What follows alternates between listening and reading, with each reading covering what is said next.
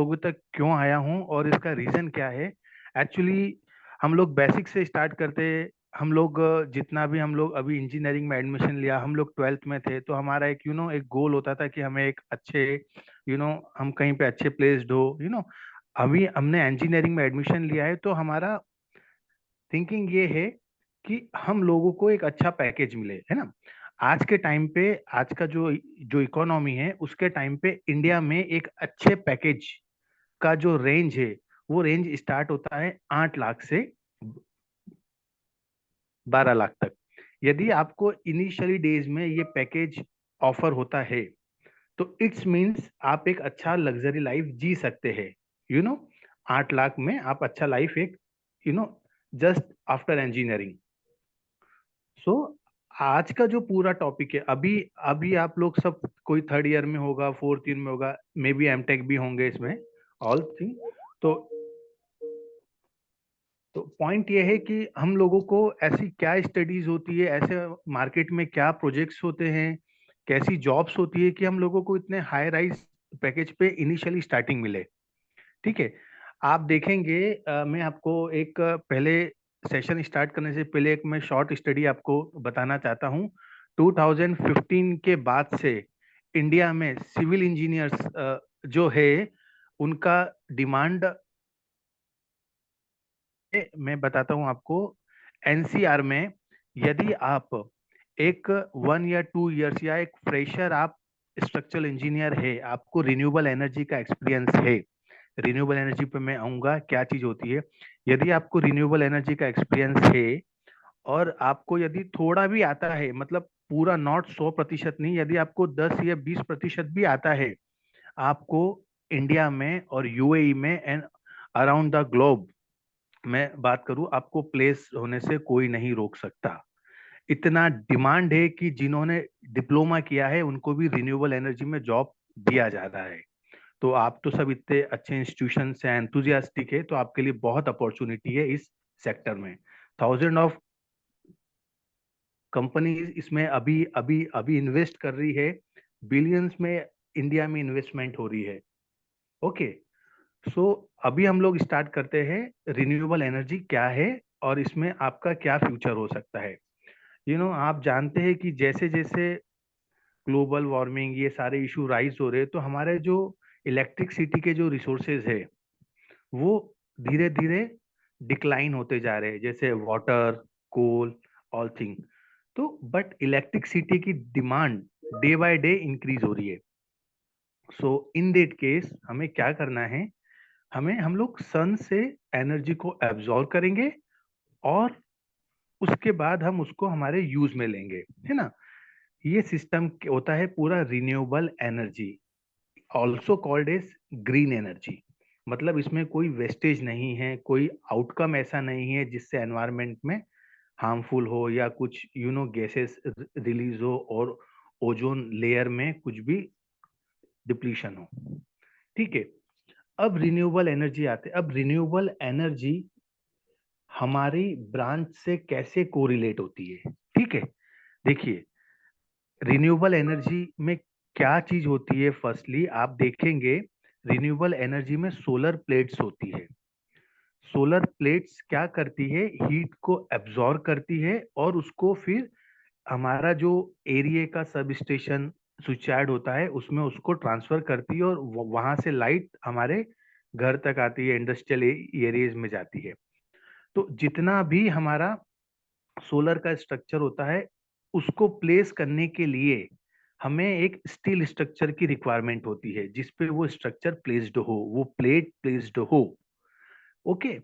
तो आप देखेंगे, आपने एक चीज ऑब्जर्व की होगी, हम सब बीटेक में हैं और हमारे पास एक साइंटिफिक कैलकुलेटर होता है, उसके राइट साइड में एक सेल होता है, that's called solar cell. 991FX में ये आता है। आपके पास कौन सा है आप उसको देखिएगा, है ना।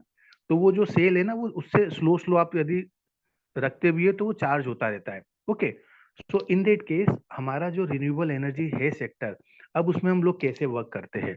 तो आई होप अभी तक आपने स्टील स्टील स्ट्रक्चर इंजीनियरिंग पे स्टडीज की होगी, बुक्स रीड की होगी, theory of structure, structural design, steel design. तो अभी तक हम लोगों ने जो स्टडी किया है वो हमने हॉट रोल्ड स्टील किया है।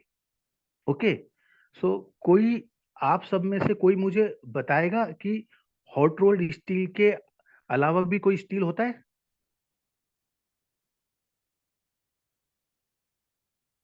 Raise your hand if anybody nose.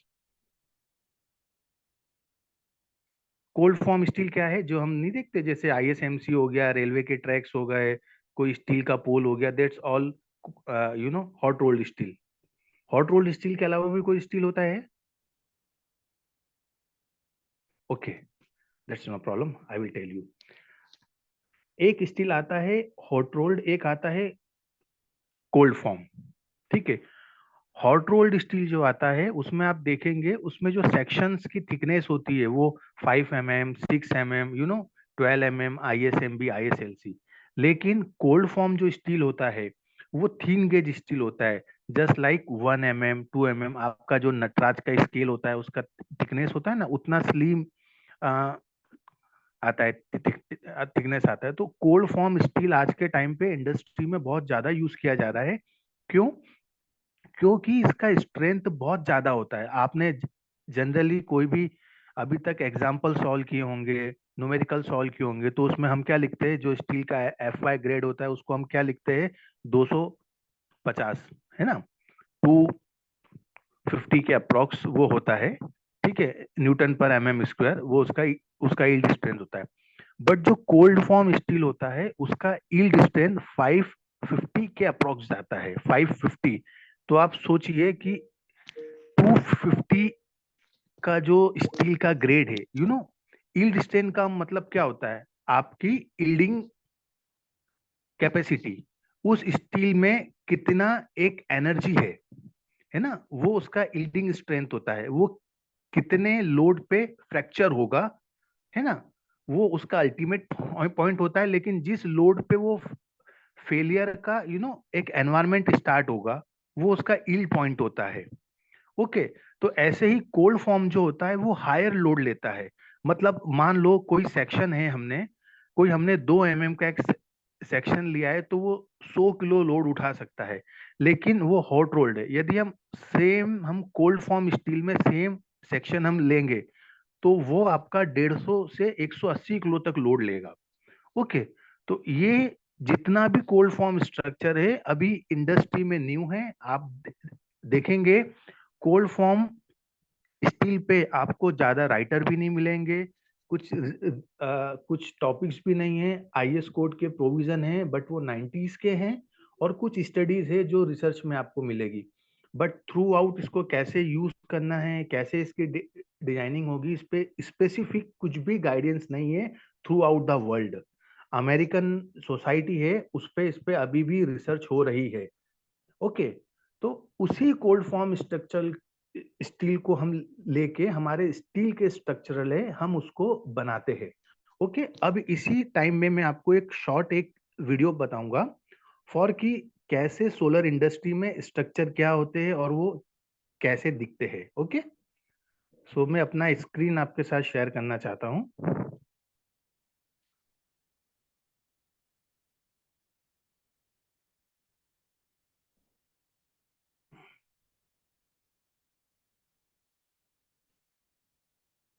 Vikram sir, could you please allow me for sharing screen? Allowed, sir. Please check. Yeah.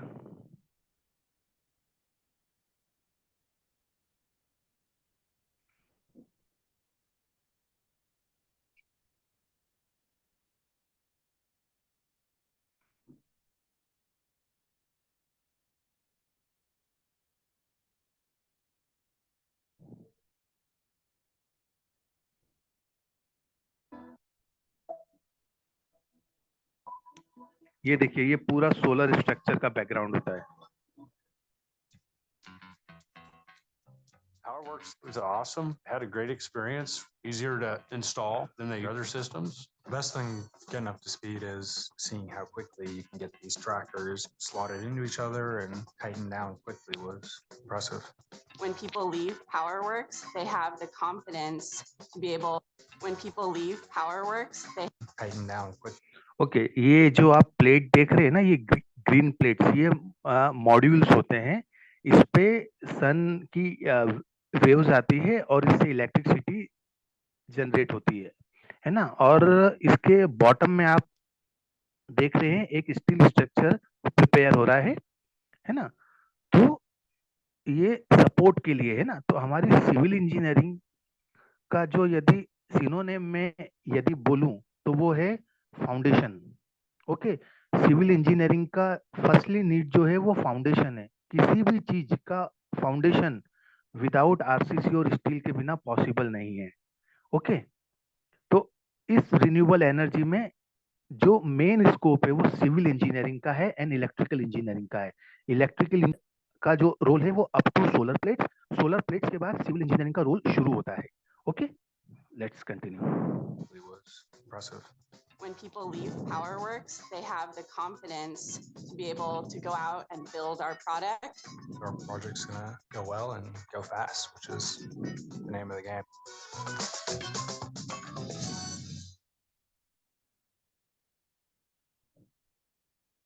If you are running a business where you are the one who's managing operations, sales,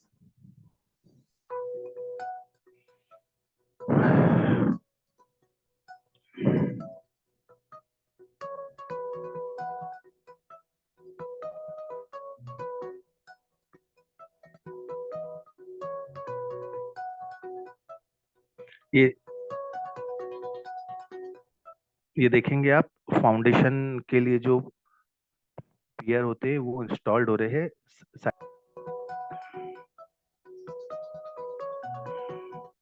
ये देखिए ये IS एक आईएसएमबी दिया है और इसके ऊपर अब असेंबली इंस्टॉल हो रही है ना। तो ये आप ये आईएसएमबी जो देख रहे हैं, इस आईएसएमबी में जो ये सिल्वर आपको एक कोटिंग शो हो रही है ना।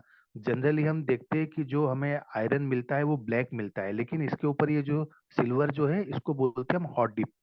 हॉट डिप क्या होता है? एक जिंक एल्यूमिनियम की एक लेयर होती है जो रस्टिंग से स्टील को बचाती है। ओके,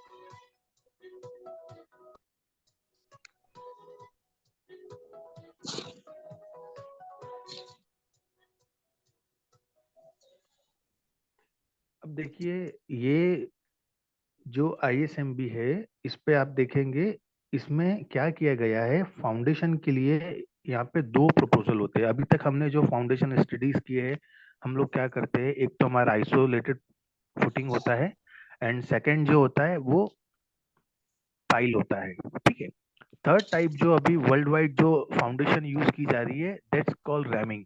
रैमिंग में क्या होता है कि हम सॉइल की प्रॉपर्टी स्ट्रेंथ के बिहाफ पर हम स्टील के सेक्शन को ही एक स्टेबल डेप्थ में हम स्टील के सेक्शन को ही एज इट इज ग्राउंड के अंदर उतार देंगे विदाउट कंक्रीट। ओके, तो उसके लिए आपका जो सेक्शन है वो प्रॉपर डिजाइन होना चाहिए। Okay, that's the role of structural engineering. Start here.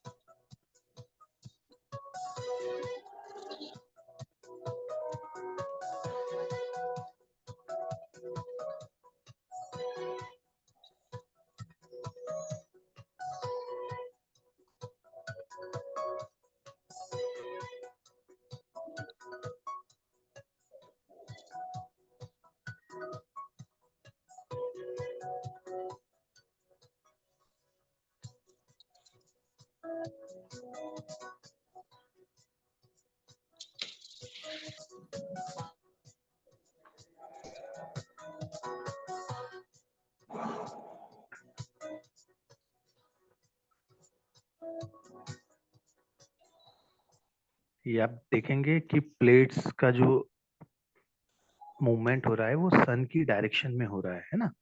तो एक्चुअली आपको एक ऑप्टिमम जनरेशन के लिए सन की डायरेक्शन मॉड्यूल की डायरेक्शन में ऑलवेज 90 डिग्री पे रहना चाहिए। तो जैसे जैसे सन की मूवमेंट होती है, ये स्टील ये स्ट्रक्चर है, इसको हम, इसका जो नेम है वो है ट्रेकर स्ट्रक्चर। ओके, तो ये सन की डायरेक्शन में मूव करता है ना। तो इसलिए वो देखिए इसमें मूवमेंट हो रहा है, ये देखिए।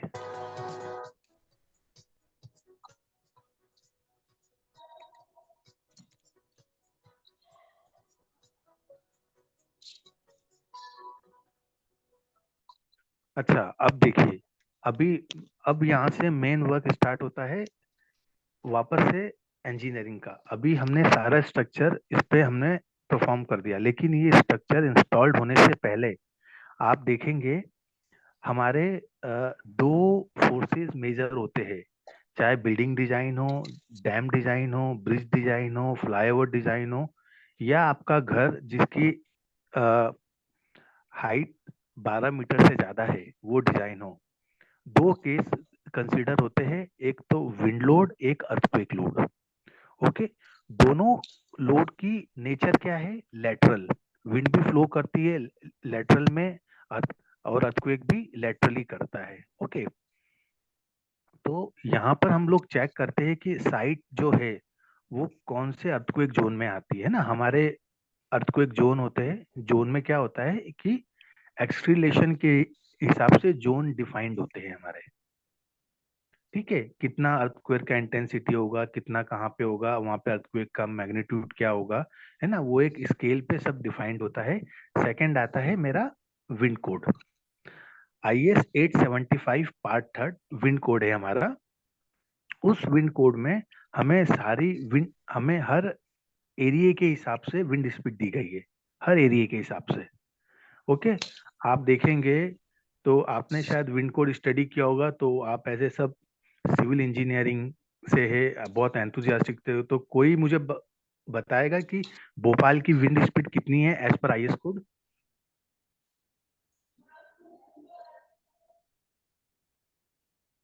एनीवन?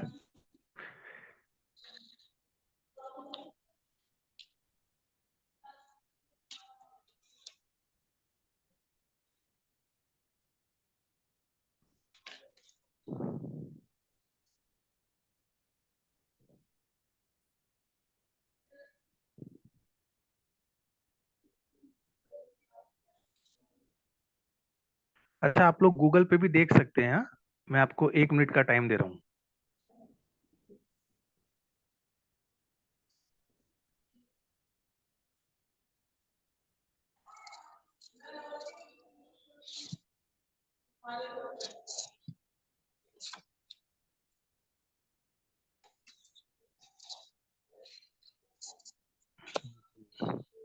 रोहित, आप बताओगे? Rohit, Sumit, Dhruv, Manish, anyone? Sir, I think 5 kilometer per hour. हाँ, Sir, 5. 5 एनीवन? और कोई? So 6 kilometer per hour. Yes? 6 kilometer per hour. No no no. Kartik, आप ट्राई करो। पूनम, यशवंत,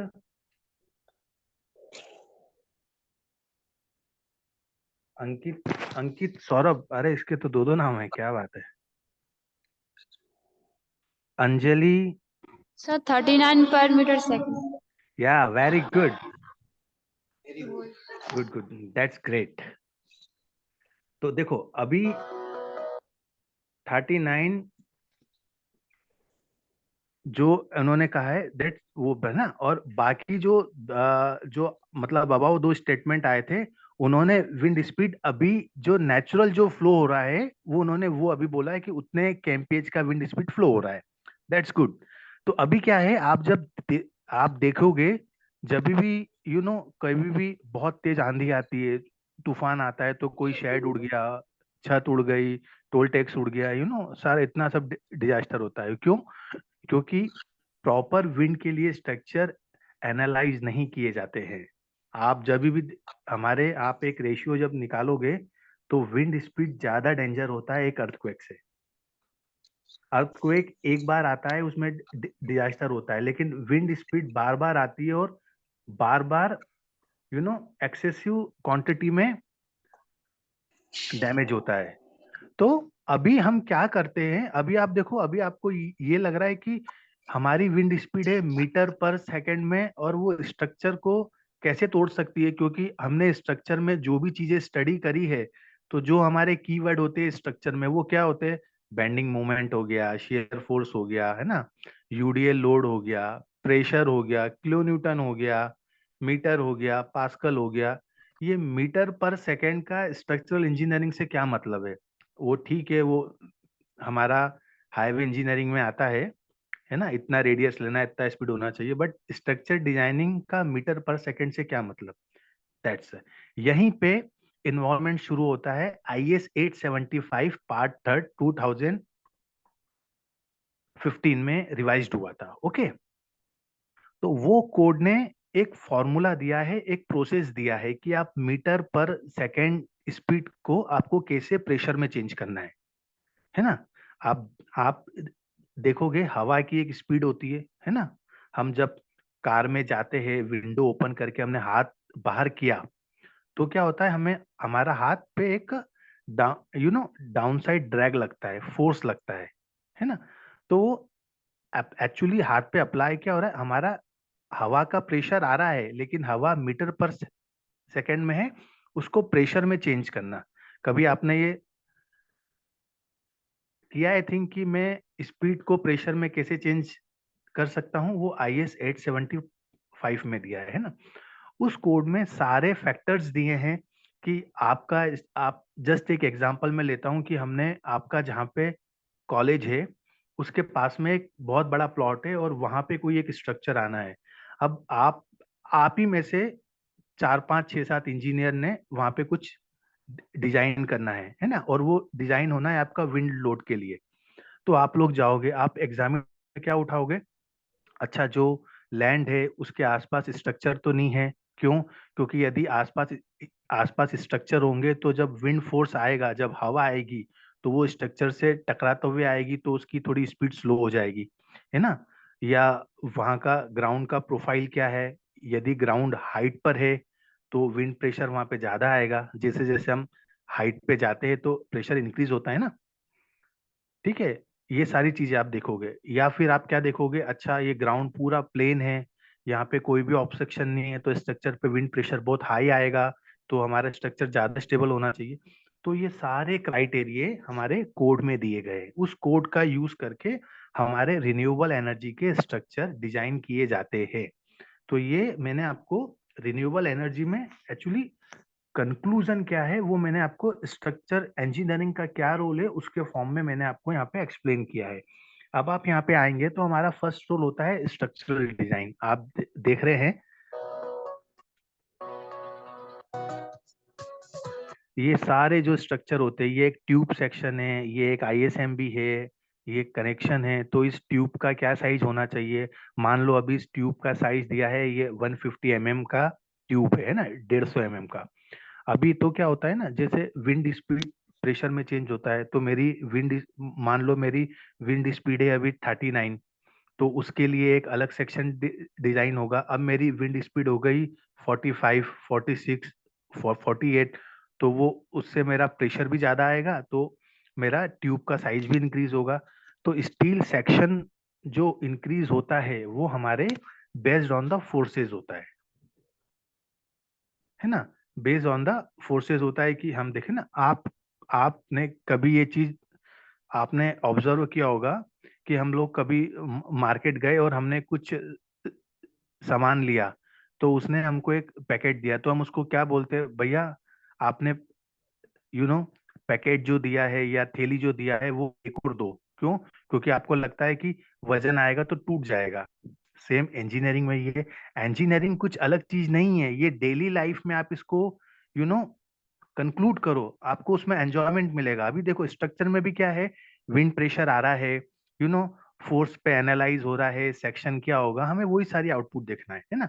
और ये जितना भी स्ट्रक्चरल एनालिसिस किया जाता है उसके लिए हम सॉफ्टवेयर का यूज करते हैं, दैट्स कॉल्ड स्टैट प्रो। ये सब आपने सुना है, स्टैट प्रो क्या होता है, स्टैट प्रो क्या नहीं होता है, उसमें ये पूरा डिजाइन किया जाता है।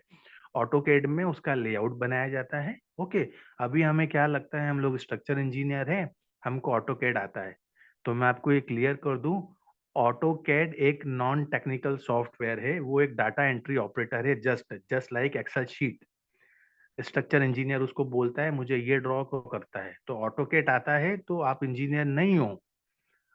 वो डिप्लोमा होल्डर के लिए ठीक है, आप सब बीटेक लेवल पे हो, एमटेक पे हो, आपको स्ट्रक्चरल एनालिसिस आना चाहिए, तो उसके लिए हम लोग स्टैट प्रो का यूज करते हैं, है ना।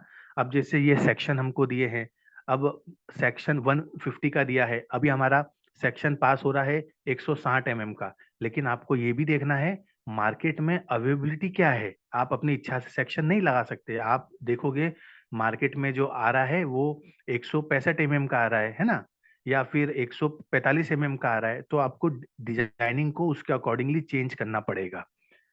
ओके, ये सारे एस्पेक्ट एक स्ट्रक्चरल इंजीनियर आपको सब ध्यान होना चाहिए।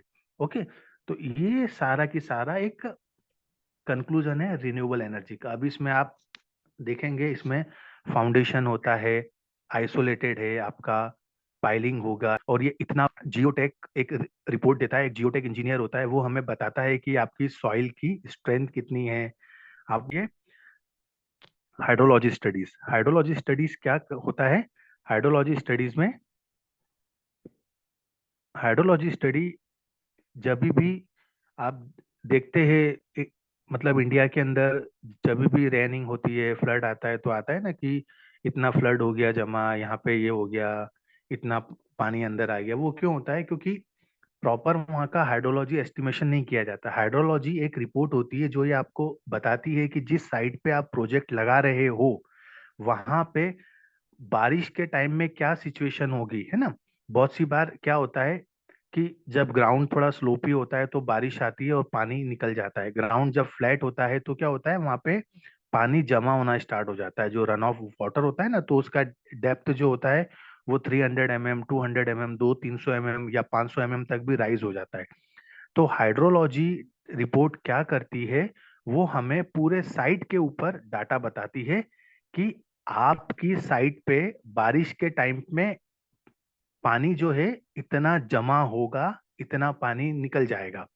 तो जो पानी निकल गया है वो हमारे लिए अच्छा है, जो नहीं निकला है उसके लिए हम क्या करते हैं, ड्रेन प्रोवाइड करते हैं। ड्रेन मतलब प्लांट के चारों ओर हम लोग एक ड्रेन बनाएंगे, तो क्या होगा, उससे बारिश का पानी उस ड्रेन में होके बाहर आउटफॉल एक पॉइंट होगा, एक रिजर्वायर होगा, उसमें जाके इकट्ठा हो जाएगा। तो ये हाइड्रोलॉजी का एस्पेक्ट होता है ना। अब हाइड्रोलॉजी में भी अभी जैसे आपने कहा कि विंड स्पीड होती है, तो वो आपने जो मुझे कहा है कि 39 मीटर पर सेकेंड का विंड स्पीड है, वो क्या है, लास्ट 50 इयर्स के अंदर भोपाल में जो मैक्सिमम विंड स्पीड है ये वो 39 की, लास्ट 50 साल के डाटा के आधार पर।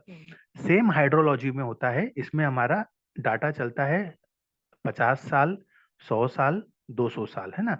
एनुअल एक्सीडिंग प्रोबेबिलिटी 5%, 2%, 3%, तो उसमें हम देखते हैं अच्छा हमारे स्ट्रक्चर का लाइफ कितना है, 25 ईयर, तो हमें ड्रेन जो डिजाइन होनी है हमारी, वो हम इसके लिए 50 ईयर का रेनफॉल डाटा उठाएंगे, है ना।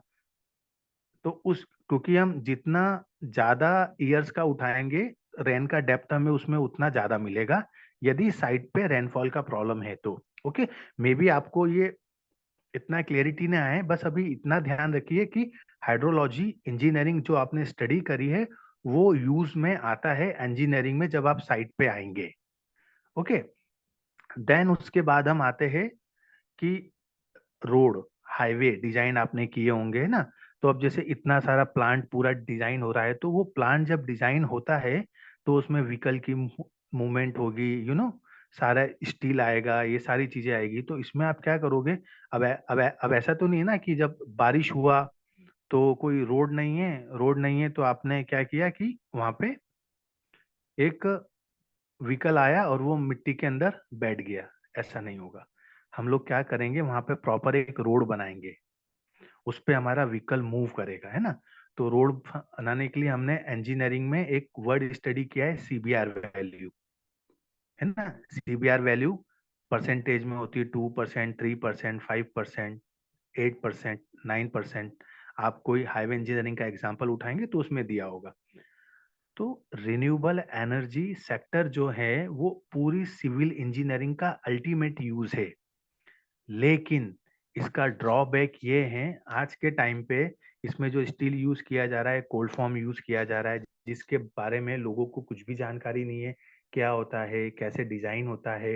आपके पास सॉफ्टवेयर है, लेकिन आपके पास कैसे उसको डिजाइन करना है उसका कुछ आइडिया नहीं है। जस्ट लाइक आपके पास एप्पल का फोन है, आपके पास नेटवर्क है, आपके पास सिम है, लेकिन आपको ये मालूम नहीं है फोन किसको लगाना है। सेम इस इंजीनियरिंग में हो रहा है। इसी पॉइंट के कारण रिन्यूएबल एनर्जी में आज के टाइम पे इतना स्कोप है कि मार्केट में यदि 100 स्ट्रक्चर इंजीनियर की रिक्वायरमेंट है तो 5 भी नहीं मिल पाते हैं। ओके, तो जो हमारा प्रोग्राम का जो टॉपिक है हॉट जॉब्स, वो इसीलिए है।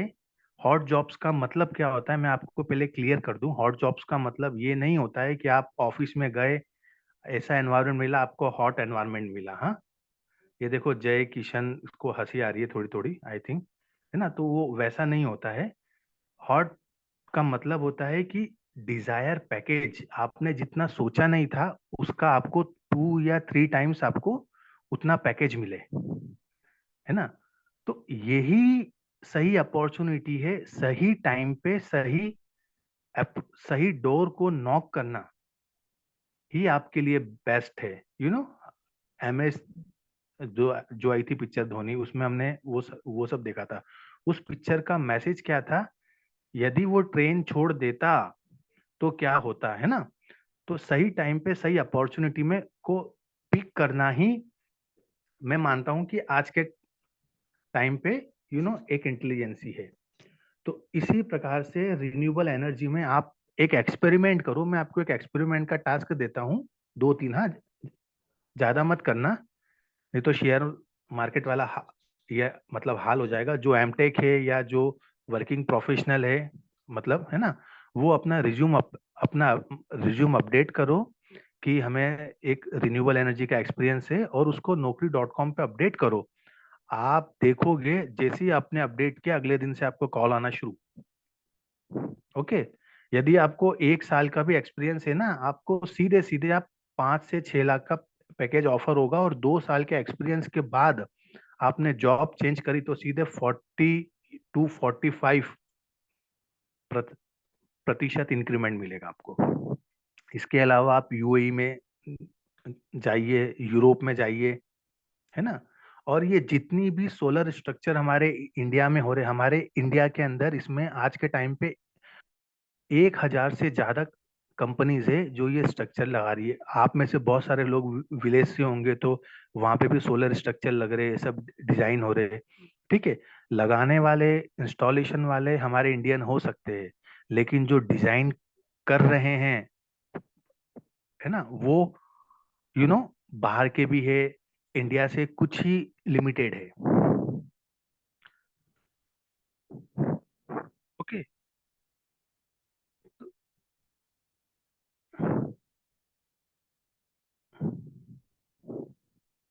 आई होप आपको इसका विजन क्लियर हुआ होगा, इसमें क्या अपॉर्चुनिटीज है।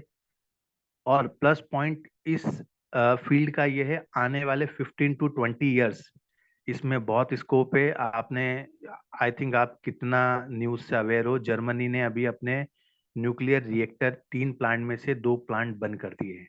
क्यों? क्योंकि वो टोटली रिन्यूएबल एनर्जी पे शिफ्ट हो रहा है।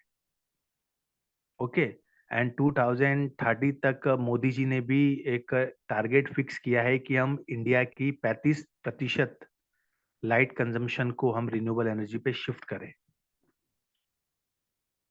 ओके, तो ये आपको मैं बताना चाह रहा हूँ कि आने वाले टाइम में इसमें इतना स्कोप है। यदि आप आज इसमें जॉब ज्वाइन आते हो, मैं गारंटेड विद स्टाम्प पेपर की गारंटी के साथ मैं आपको बोल सकता हूँ, आने वाले 5 साल में आप लोग सारे लोग 10 से 15 लाख 20 लाख के पैकेज पे होंगे। ओके, तो ये सारी चीजें मैंने आपको बता दिया है, सिनेरियो ये है ना। अब इसको हम अब इस सेक्टर में हमको एंटर कैसे होना है ना। तो इस सेक्टर में जब हम लोग शादी में जाते हैं, पार्टी में जाते हैं, तो हमारे पास एक एलिमेंट होता है, हमें अच्छा जैकेट पहनना है, अच्छा डियो लगाना है हेयर स्टाइल अच्छी रखनी है, सारी चीजें करनी है। सेम एज इट इज इस सेक्टर में एंटर होने के लिए आपके पास कौन से टूल होने चाहिए? फर्स्टली आपको स्टेट प्रो सॉफ्टवेयर बहुत अच्छे से आना चाहिए। दूसरा, आपको आईएएस कोड, अभी आप सब पढ़ते हो आईएएस कोड 456, इसको छोड़ो और आगे बढ़ो 875, 1893, ये सब नॉलेज अपनी अपडेट करो। ओके, ये सारी की सारी। हाँ, एक पॉइंट और मैं आपको ये बात क्लियर करता हूँ, जिन लोगों को लगता है कि गवर्नमेंट जॉब करनी है, मना नहीं कर रहा हूँ मैं, गवर्नमेंट जॉब करो, लेकिन मैं गारंटी से बोलता हूँ जितना आप लोग 10 साल में आपकी अर्निंग होगी, उतनी एक गवर्नमेंट एम्प्लॉय की 25 ईयर्स में भी नहीं होगी। और इसके साथ साथ आपको ये एडवांटेज क्या है, आप ओवरसीज अपॉर्चुनिटीज देख सकते हो, Europe, Switzerland, UAE, explore. Okay, so मेरा पॉइंट सिंपल सा ये है कि आप लोग इस स्टडी को लर्न करो, स्टेट सॉफ्टवेयर सीखो, है ना, ये सारी चीजें करो, गारंटेड है कि आप बहुत अच्छे प्लेस्ड होगे, है ना। और 1-2 साल बाद आपके पेरेंट्स ने आप पे जो इन्वेस्टमेंट किए ना, वो आई थिंक आप उसको 1 साल के अंदर उनको पे बैक पूरा कर दोगे। तो ये सारी स्टडीज करो, स्टैट प्रो हो गया, कोडल प्रोविजन होगा। तो ऐसे ही क्या होता है ना, हम लोगों का एक वर्कशॉप भी होता है, उसमें अभी तक लास्ट कोविड के बाद से मैं आई थिंक 4500 टू 5000 स्टूडेंट को इसका वर्कशॉप दे चुका हूं। और आपको रियलिटी जान के बड़ा एक अमेजिंग होगा कि ऑल स्टूडेंट आर प्लेस्ड। उसमें से 2 स्टूडेंट प्लेस्ड नहीं हुए। उनका प्लेस्ड नहीं होने का रीजन ये था कि वो लोग इंटरेस्टेड नहीं थे, उन्होंने कोर्स किया था, ये सब किया था, उनको बट आईटी में जाना था। ओके, बल्कि सारे के सारे स्टूडेंट प्लेस्ड है। आप किसी भी ऑर्गेनाइजेशन में जाके सोलर से रिलेटेड आप मेरा नाम पूछ सकते हैं, एक भी स्टूडेंट ऐसा नहीं होगा थ्रू आउट द इंडिया जो मेरा नाम नहीं जानता होगा इस इंडस्ट्री में।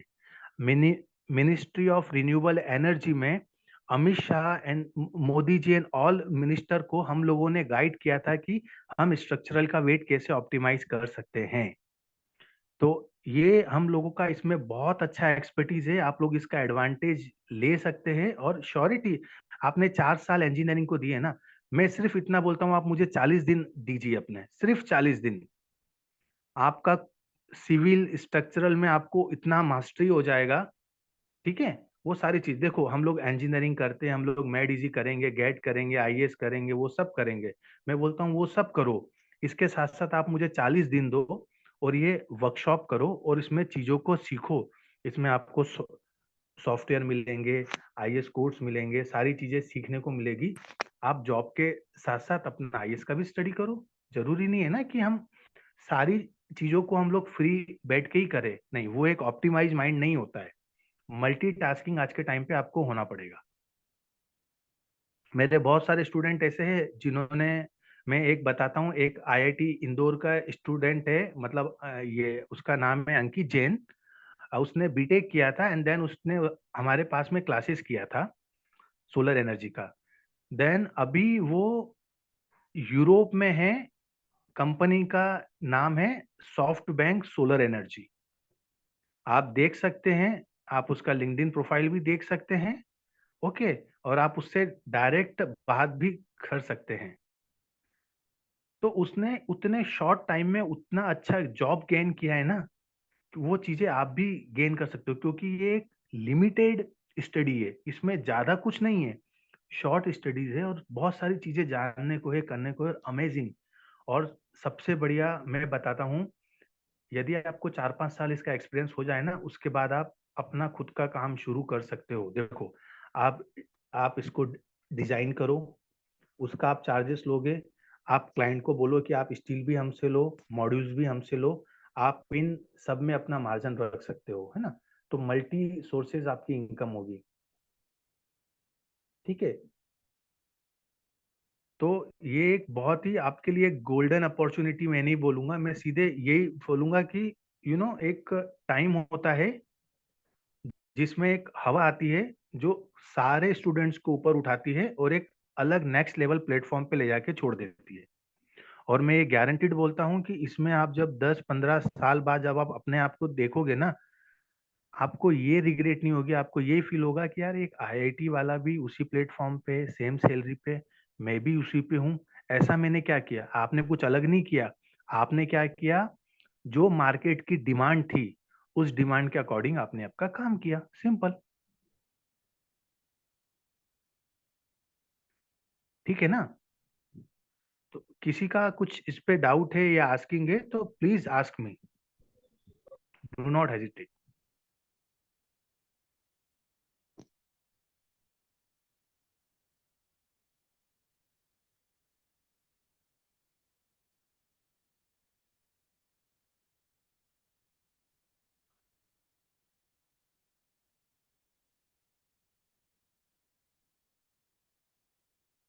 हेलो सर, गुड हाँ आफ्टरनून। या गुड आफ्टरनून, एक मिनट, जस्ट मिनट। जितेंद्र ने टाइप किया था, now we didn't study steel subject. नहीं स्टडी किया ना, कोई बात नहीं, मेरे पास आओगे ना, गारंटेड है। एमटेक वाला भी आपको बोलेगा यार 40 दिन में यार क्या स्टील को, मतलब दुग्गल साहब के यहाँ पे क्या, मतलब उनके वहाँ पे कुछ उनका ब्रेन वगैरह कुछ ऐसा कुछ किया क्या? Don't worry. देखो नहीं देखो, दो चीजें हैं, नहीं आता है साफ बोलो, नहीं आता है सीखो, पूरा सीखो। मेरी सिखाने की रेंज माइनस इनफाइनाइट से प्लस इनफाइनाइट है। मैं इरिटेट नहीं होता हूँ। 1000 क्वेश्चन पूछो, उसके बाद जॉब में जाने के बाद भी डाउट आता है, मुझे मेल करो, प्रोजेक्ट डिस्कस करो, करो लेकिन ग्रो करो। क्योंकि मैं भी उसी बैकग्राउंड से ऊपर आया हूँ जिस बैकग्राउंड से आप लोग आए हो। मैं जानता हूँ इसमें से बहुत सारे स्टूडेंट ऐसे हैं जिन लोगों ने यू नो पैसा उधार लिया है, लोन लिया है, सारी चीजें करी है, वो सब किया है। आई कैन अंडरस्टैंड, मेरा भी सेम सिचुएशन था, मेरा आपसे भी वर्स्ट था। ठीक है, मेरा सिचुएशन इतना वर्स्ट था कि मेरे को स्टडीज के लिए मैं जब था तो मुझे हर एक कृष्णा टेम्पल ने मुझे सपोर्ट किया है ना। तो तभी हम लोग आज यहाँ तक आ पाए। तो हम लोग बहुत ही मतलब तो मैं आपकी सारी प्रॉब्लम समझ सकता हूँ। किसी को फीस का इशू आता है, डिस्कस करो, करो लेकिन जीवन में आगे बढ़ो। मौका एक भी नहीं छोड़ना, बहुत आएंगे मौके। ये करना है, शॉपिंग करनी है, ये करना है, पापा बोल रहे। जीवन, मैं बोलता हूँ जीवन उत्सव है, लेकिन उस उत्सव को जीने के लिए जेब में पैसा होना चाहिए। ठीक है ना। करो करो करो, मत, बिंदास। हाँ, आप कुछ बोल रहे थे? ये है या सर, गुड आफ्टरनून सर। या गुड आफ्टरनून। सर एक्चुअली मेरा क्वेश्चन ये था कि डिजाइनिंग के लिए क्या सिर्फ अपन को स्टेट प्रो की जरूरत है इसमें? हाँ, इसमें स्पेसिफिक आपको स्टेट प्रो की ही रिक्वायरमेंट है, बाकी चीजें जो फाउंडेशन ये सब होता है वो स्टेट में भी होता है। लेकिन फाउंडेशन को आप जितना मैनुअली सॉल्व करेंगे, आपको उतना ही ज्यादा अच्छा उसमें स्टडी होगा, है ना। फाउंडेशन के लिए भी सॉफ्टवेयर यूज होते हैं, बट आप लोग अभी इस स्टेज पे जितना मैनुअली सीखोगे उतना आप लोगों के लिए अच्छा है। तो देखिए, स्टील में आपका स्टैड होता है, टेक्ला होता है, कंक्रीट में आपका ईटेब होता है, बहुत सारे सॉफ्टवेयर्स होते हैं, बट इसके लिए आपको स्टैड आता है, मोर देन इनफ है। Okay sir, thank you so much sir. Thank you. Sir anyone? Yes, Shivanshu. Yes Shivanshu, sir बताइए। सर ऐसा फ्रेशर हम इससे फील्ड में कैसे ज्वाइन हो सकते हैं? एज ए फ्रेशर आपको फील्ड में ज्वाइन, देखो फील्ड में ज्वाइन होने के लिए एज ए फ्रेशर एक वर्कशॉप होता है, वो आप वर्कशॉप आपका, आई थिंक उसको आप वर्कशॉप नहीं बोलेंगे, आप उसको बोलिए ग्रूमिंग, है ना। उसमें आपको स्टैट प्रो सारी चीजें सिखाई जाएगी, देन आपका एक इवेल्युएशन होगा, उसके बेस पे आपको हम लोग एक ट्रेनिंग सर्टिफिकेट भी देंगे एक्सपीरियंस का, कि आपने हमारे साथ प्रोजेक्ट किए हैं और आपको इस प्रोजेक्ट का इतना एक्सपीरियंस है। तो देन फिर आप अपने रिज्यूम में लिख सकते हैं कि आप फ्रेशर नहीं है, आपने 6 मंथ वर्क किया है हमारी कंपनी के साथ में। एंड सर आफ्टर उसके बाद सर अपॉर्चुनिटीज क्या रहेंगी सर? अपॉर्चुनिटीज, अभी इतनी देर से मैं अपॉर्चुनिटीज तो मैं बता रहा था आपको। आप ऐसा बोलो आपके पास कौन सी अपॉर्चुनिटी नहीं आएगी।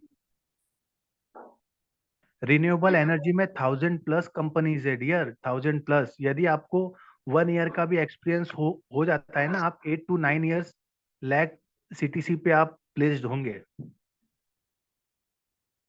आप भले से आप और भी आप प्राइवेट जॉब कर लो, सारी जॉब्स अच्छी है, लेकिन ये जॉब आपको पिक देगा एकदम से,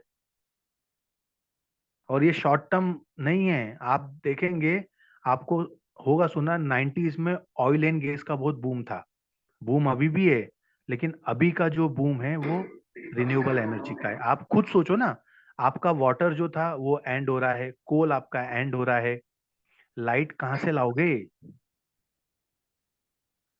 फ्यूल का रेट आप देख रहे हो क्या रेट है? लाइक आप कंपनी आप सर्च करो, रिन्यू पावर हो गई, बीवीजी ग्रुप हो गया, स्टर्लिंग विल्सन हो गई, विक्रम ग्रुप हो गया, है ना, अडानी ग्रुप हो गया। आप देखो अभी अडानी का इतना न्यूज आया था कि उसके ऊपर इतना इशू हो गया, वो क्यों हुआ था? उसने रिन्यूएबल एनर्जी में बिलियंस का इन्वेस्टमेंट किया है, बिलियंस में।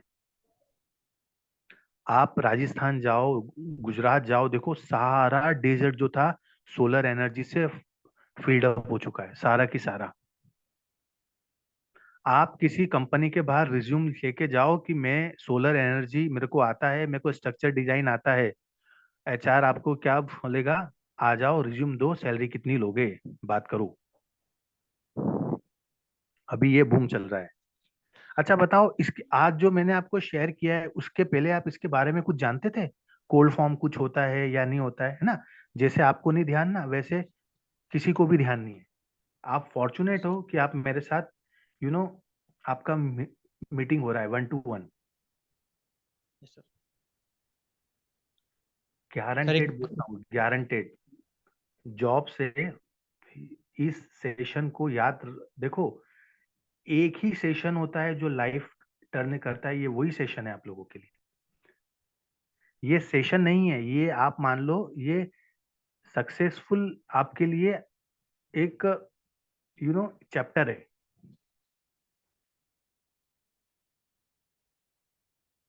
हाँ, आप क्या पूछ रहे थे?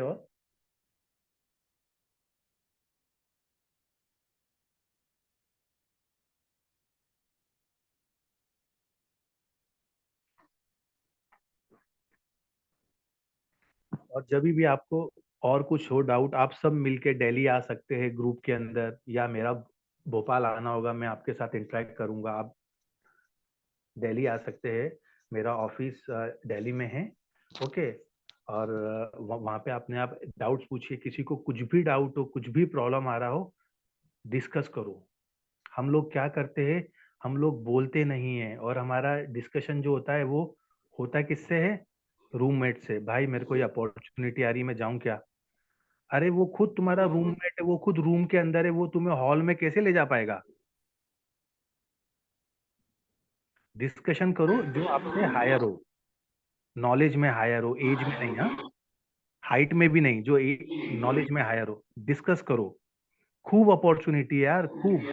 मेरे को समझ में नहीं आता आप लोग क्यों दिल्ली के अंदर, पता है मेरे साथ 3rd ईयर बच्चों ने भी वर्कशॉप किया है, वो 4th ईयर में है, और वो उनका अर्निंग स्टार्ट हो चुका है, इंजीनियरिंग कर रहे हैं, अर्निंग। देखो ये वो काम नहीं है कि मैंने कोई साबुन दिया, आप उसको बेचो, आप उसको बेचो, आप उसको बेचो, आपको मुनाफा मिलेगा, नहीं। जो आपने इंजीनियरिंग में किया है उसमें से मैं आपको बेस्ट पार्ट बोल रहा हूँ, ये पढ़ो, कोड पढ़ो, ये पढ़ो, सॉफ्टवेयर सीखो और आगे बढ़ो। मेरा क्या है, मैं सिर्फ सिखा रहा हूँ आपको, ठीक है।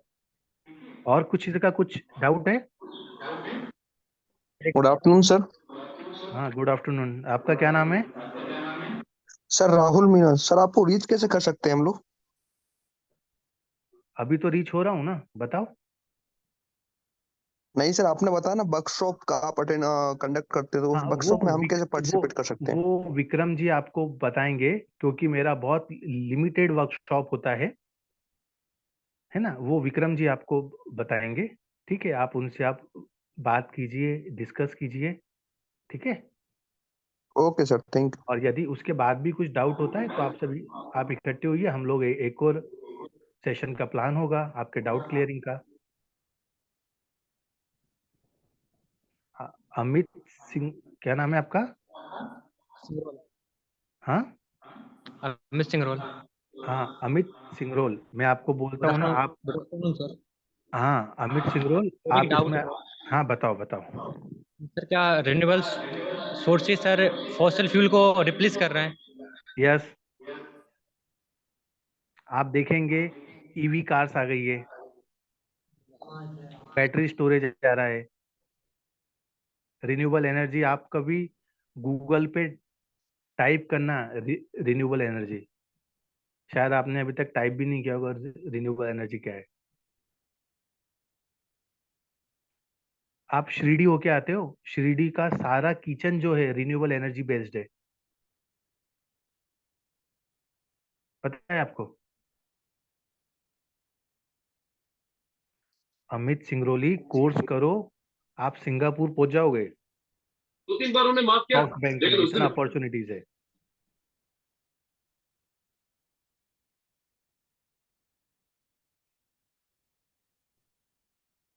हवाले कर दिया सर। एनीवन? आप बताइए, मैंने सही किया ना? सही किया है, टेंशन मत करो। हाँ बताइए। हेलो,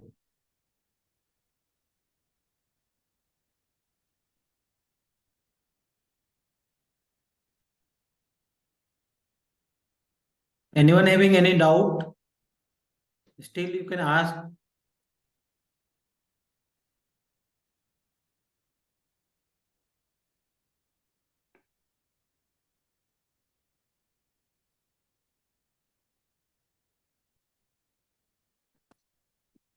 उसके बाद गो लाइव पर क्लिक कर देंगे। अब जैसे ही आप यहाँ पर गो लाइव पर क्लिक करोगे तो यहाँ पर आपको इस तरह का मैसेज दिखाई देगा, this meeting is being live stream. आपको यहाँ गॉट इट पर क्लिक कर देना है। अब ये जो हमारी लाइव स्ट्रीमिंग है, ये हमारी लाइव स्ट्रीमिंग हमारे यूट्यूब पर लाइव होनी स्टार्ट हो जाएगी। यहाँ पर आप देख सकते हो हमारे यूट्यूब के लाइव कंट्रोल रूम पर हमारी जो जूम मीटिंग थी वो यहाँ पर दिखाई दे रही है, और ये आपको सिर्फ यहाँ गो लाइव पर क्लिक कर देना है। जैसे आप गो लाइव पर क्लिक करोगे आपकी जूम मीटिंग डायरेक्टली आपके यूट्यूब चैनल पर लाइव हो जाएगी। तो हमारी जूम की जो लाइव है, यहाँ पर ये जो लाइव हमारी चल रही है, ये जूम वाली जो लाइव है हमारे चैनल पर लाइव हो रही है। इस तरह से हम इसे लाइव कर सकते हैं। दूसरी तरह से बहुत आसानी से आप अपनी जूम मीटिंग को यूट्यूब चैनल पर कर सकते हो। आप उसकी एप्लीकेशन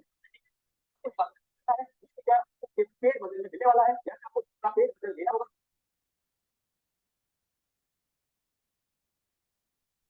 सब डर गए।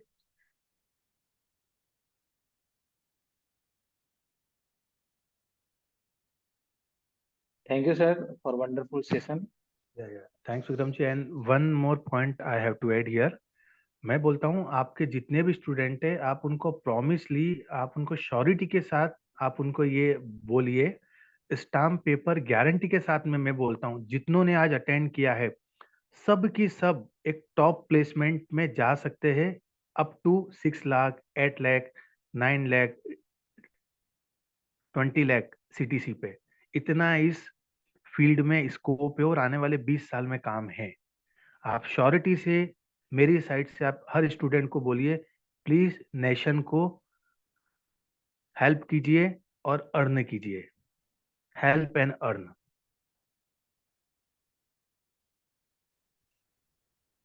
Hello sir. Yes yes please. Sir मेरा क्वेश्चन था कि इसका इंफ्रास्ट्रक्चर इंडस्ट्री में क्या स्कोप है, हाईवे, डैम और ब्रिज इनमें? यस, आप इंफ्रास्ट्रक्चर में आप जाते हैं, मैं बात करता हूँ हाई राइज बिल्डिंग्स में। आप देखेंगे हाई राइज बिल्डिंग में आजकल ग्रीन बिल्डिंग के नाम से उसको प्लेस किया जा रहा है। ग्रीन बिल्डिंग में क्या होता है, आपकी जो मान लो बिल्डिंग का एक पार्ट होता है, उसमें पूरी वॉल होती है, उस वॉल पे ये सारा सोलर स्ट्रक्चर आपका इंस्टॉल किया जाता है और बिल्डिंग की रूफ पे सोलर स्ट्रक्चर आपका इंस्टॉल किया जाता है। ठीक है, अब मैं आता हूँ ब्रिजेस पे। आप ब्रिजेस आप देखेंगे, आप मालदीव जाइए, अब ये सब बाहर काम हो रहा है और इंडिया में भी हो रहा है। ब्रिजेस में जितना भी है साइड टू मतलब एलएचएस और आरएचएस पे जो मेरा एक सर्विस रोड होता है, वहां पर ये स्ट्रक्चर आपके इंस्टॉल किए जा रहे हैं। क्यों? क्योंकि ब्रिजेस पे जो भी लाइट्स होती है उसको सोलर एनर्जी से लाइट मिले। डैम डैम एक अपने आप में एक हाइड्रो पावर है, लेकिन हाइड्रो पावर को भी इनिशिएट होने के लिए रिक्वायरमेंट्स होती है, तो उसको एनर्जी देने के लिए भी सोलर एनर्जी का यूज किया जा रहा है। ओके, और इस फील्ड में आप देखेंगे तो इसमें जो पूरा स्कोप होता है, जैसे वर्कशॉप में हम आपको वो चीजें सिखाते हैं कि जिससे आप प्लेस्ड हो जाओ। देन इस फील्ड में आने के बाद आपको इस सेक्टर में जब एक पूरा लार्ज स्केल पे प्लान एस्टेब्लिश्ड होता है, तो इसमें आपका रोड डिजाइन होता है, स्टील डिजाइन होता है, कंक्रीट डिजाइन होता है, उसमें आपका 2 रूम्स का बिल्डिंग हो गया, छोटा डैम हो गया, क्रॉसफोर्ड हो गया, कलवर्ट हो गया। इस फील्ड में आपको इंजीनियरिंग के सारे एलिमेंट का एक्सपीरियंस आपको होगा। सर एक क्वेश्चन और था, ये वर्कशॉप ऑनलाइन होगा ऑफलाइन होगा, या इसका क्या क्राइटेरिया होगा, फीस वगैरह स्ट्रक्चर ये जानना। ये फी स्ट्रक्चर, ये ऑल थिंग्स जो है, मैं ये विक्रम सर आपको अच्छे से बताएंगे, लेकिन मैं आपको इतना श्योरिटी दे दूं, इस वर्कशॉप का जो कॉस्ट है वो ओप्पो, वीवो और आपके जो फोन आते हैं ना उसकी प्राइस से भी लेस देन है। Okay, don't very about it. Sir offline रहेगा ऑनलाइन रहेगा, कैसा रहेगा वर्कशॉप? डिपेंडेंट अबाउट द आप आपको आपको किस लेवल पे सीखना है वो आप पे डिपेंड है। यदि आप ऑफलाइन होते I will be available, but offline में मैं उसी टाइम में अवेलेबल हो पाऊंगा जो स्लॉट्स मेरे पास फ्री होंगे, तो उसके अकॉर्डिंगली आपको मेरे टाइम के अकॉर्डिंगली आपको मैनेज होना पड़ेगा। ऑनलाइन में हम दोनों अकॉर्डिंगली मैनेज हो सकते हैं। Okay sir, thank you sir. और भी कोई कुछ बोल रहा था बीच में?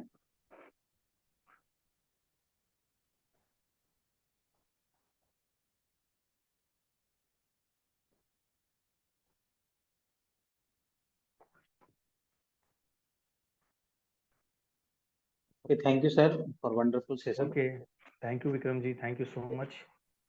एक्चुअली स्टूडेंट्स कल जो है, कल उन्होंने software based water resources modelling के बारे में सीखा है बच्चों ने।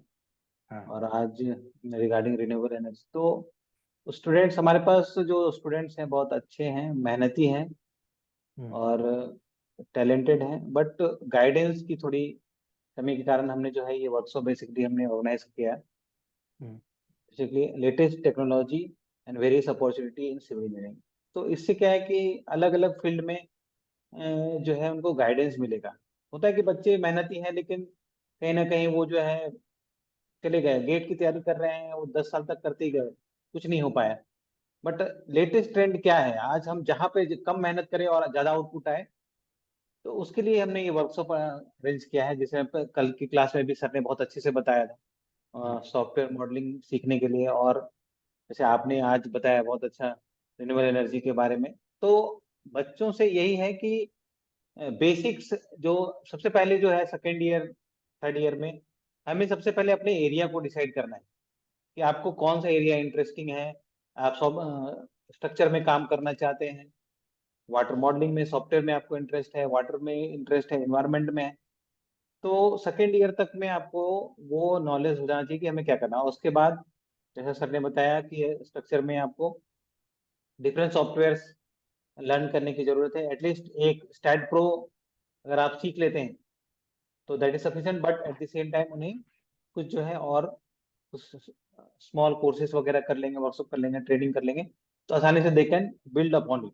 तो बच्चों को यही गाइडेंस चाहिए कि हम सोचते हैं कि यार ये स्टेट प्रो, जैसे अभी हम लोग स्टेट प्रो का कोर्स अभी करवा रहे हैं, तो बट स्टूडेंट बोलते हैं कि इसका क्या इम्पोर्टेंट। तो यही अलग अलग चीजों को हमें समझना है, और आपका जो इंटरेस्ट है, अगर आपको सॉफ्टवेयर में इंटरेस्ट है तो सिविल में भी इतने सारे सॉफ्टवेयर हैं कि आप सॉफ्टवेयर में ही करियर बना सकते हो। तो इसलिए सिविल एक कंप्लीट ब्रांच है, इसमें हर कुछ है आपके लिए, प्रैक्टिकली नॉलेज है, सॉफ्टवेयर की नॉलेज है। तो हमें सबसे पहले अपना एरिया डिसाइड करना है कि किस फील्ड में हमें आगे बढ़ना है, और उसके बाद हम हैं आपके साथ। आपको जिस फील्ड में आपको लग रहा है कि सर हमें इसमें आगे बढ़ना है, तो जैसे दीपेश सर ने बताया कि इसमें आपको हम वर्कशॉप करा सकते हैं, तो आप इनसे कांटेक्ट करके वर्कशॉप कर सकते हैं, या आप बोलेंगे ज्यादा स्टूडेंट होंगे तो ये भी यहाँ भी आ जाएंगे। जैसे अगर आप आईआईटी इंदौर में जाना चाहें, सर ने बोला था कि आप मुझसे कांटेक्ट कर सकते, तो वो भी जा सकते हैं। या यहाँ पे नेशनल इंस्टीट्यूट ऑफ हाइड्रोलॉजी है, वहाँ पे भी हमारे कॉन्टेक्ट है, वहाँ पे भी जाकर आप ट्रेनिंग कर सकते हैं। बट इंटरेस्ट आपको लेके आना पड़ेगा और इंथुजियाज्म रखना पड़ेगा, तभी आप आगे बढ़ सकते हैं। ये सबसे इम्पोर्टेंट है, आपको समझना है कि आपको मेहनत करना है और अपने पाथ को चूज करना है, और फिर प्रॉपर गाइडेंस लेना है। सर से भी आप कांटेक्ट कर सकते हैं। तो बहुत अच्छा रहा सर, आपने बहुत अच्छा बताया। Thank you so much. फिर से बहुत बहुत धन्यवाद, क्योंकि इस तरह से जो है बच्चे क्या करना चाहते हैं लेकिन वो समझ नहीं पा रहे क्या करना। तो आपने जिस तरह से बताया, बच्चों को बहुत प्यार से समझाया है, एक एक चीजों को बहुत बारीकी से बताया, इसलिए मैं सोचा था कि आप जरूर बच्चों से इंटरेक्ट करें। बहुत प्यार से बताया, तो ये बहुत अच्छा लगा। तो किसी का भी और क्वेश्चन है तो last one question I can take, please एक क्वेश्चन आप बोलिए।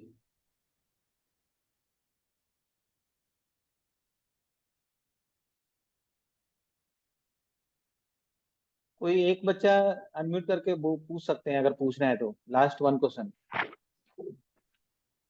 The two hands are raised. एक E12 ओप्पो F19 प्रो, कोई है क्या, कोई क्वेश्चन पूछना चाहते हैं? Otherwise we will conclude this session for today.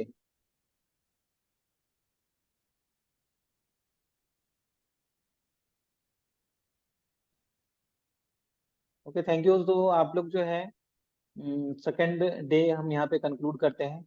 हम फिर से थैंक यू करना चाहेंगे स्पेसिफिकली हमारे फैकल्टी मेंबर्स जो इतना मेहनत कर रहे हैं वर्कशॉप को सक्सेसफुल बनाने के लिए, और स्टूडेंट्स जो बहुत ही बढ़ चढ़ कर पार्टिसिपेट कर रहे हैं। तो thank you everyone for joining today. We will see you tomorrow at sharp 11 a.m. The speaker will be from IIT Dhanbad. So see you tomorrow. Thank you, Deepesh sir, for Thank you to wonderful lecture. Thank you to all student and engineering team. And last one point से मैं आपको ये बोलना चाहूँगा just जाते जाते, job की tension मत लेना। I am always with you all, you do 100%, okay, I am always with you, और सबका प्लेसमेंट होगा और टॉप पैकेजेस पे होगा, don't very, okay, do the best, best of luck. Okay sir, thank you so much. Thank you sir. Thank you.